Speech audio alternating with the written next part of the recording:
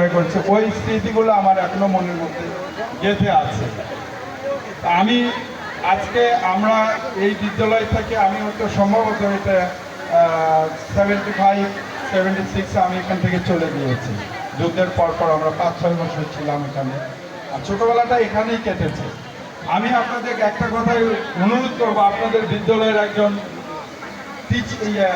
Student হিসেবে কোনো কিছুতেই জমে যাবেন না। এই জেনারেশনকে বলবো, আমার জীবনটা শুরু হয়েছিল খুব ছোট থেকে, কোনো কিছুতেই জমে যাবেন না। সামনে পাহাড় দেখবেন, সামনে আগেতে থাকবে। আমার বিজনেস লাইফটা শুরু হয়েছে খুব ছোট্ট বিজনেস।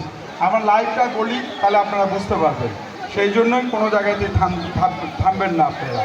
আমি স্টার্ট করেছিলাম চিটং পোর্টে, জাহাজে কিছু রশি কেনা বেচা হয়, পুরাতন বড় বড় জাহাজের সেকেন্ড হ্যান্ড রশি কিনে এখান থেকে উঠে যে আমি কোথায় গিয়েছি, বাদামতলি মোড়ে আমরা আড্ডা দিতাম। আড্ডা দিয়ে ওখান থেকে বন্ধুরা, তখন বড় লোক কিছু বন্ধু ছিল, ওদেরকে বলতাম কিছু, তখন তো আর মোবাইল ছিল না, ওই টেলিফোনে বা একদিন দেখা হলে বলতাম সন্ধ্যার সময় কিছু করে টাকা নিই। ওরা 5,000-10,000 করে টাকা নিয়ে আসতো, হয়তো 30,000 টাকা আমার কাছে আসতো। আমার জীবনে বিজনেস লাইফে আমার কোনো পুঁজি ছিল না, এই জন্যই আপনাদের গল্পটা করা। আপনারা কোনো কিছুতে দমে যাবেন যাতে না যান, ওই জন্যই বলছি। এই পুঁজি ছাড়া বিজনেস করে আমি এতদূর আসছি। তো ওই হয়তো 30,000-40,000 টাকা আমাকে দিত, ওইটাতে আমি চিটাং পোর্টের ভেতরে টেন্ডারে কিছু সেকেন্ড হ্যান্ড রশি কিনতাম, জাহাজের পুরাতন রশি কিনে নিয়ে এসে বাইরে এসে বিক্রি করতাম।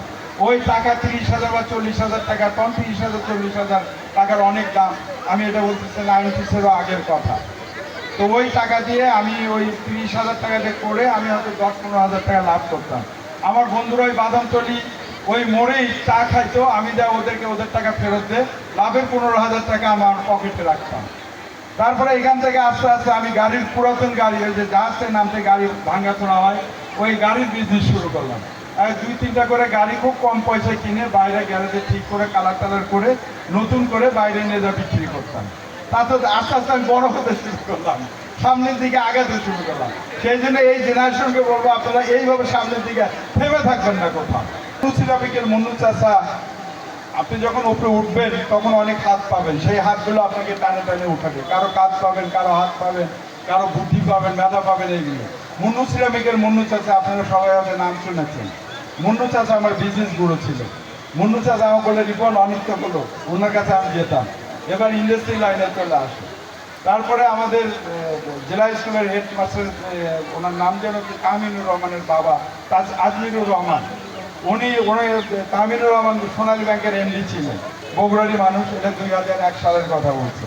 উনি আমার খাস ধরে ইন্ডাস্ট্রি লাইনে নিয়েছিলেন। আজকে দেখেন, আপনাদের স্টুডেন্ট, আমি আপনাদের সঙ্গে চলাফেরা করেছি, একই জায়গায় ঘোরাফেরা করেছি। আল্লাহ পাক রিজিক কীভাবে মানুষকে কোথায় নিয়ে যায় তা শেষ না। সেই জন্য আমি অনুরোধ করবো আপনাদেরকে, আপনারা থেমে থাকবেন না, সামনের দিকে আগায় যাবেন।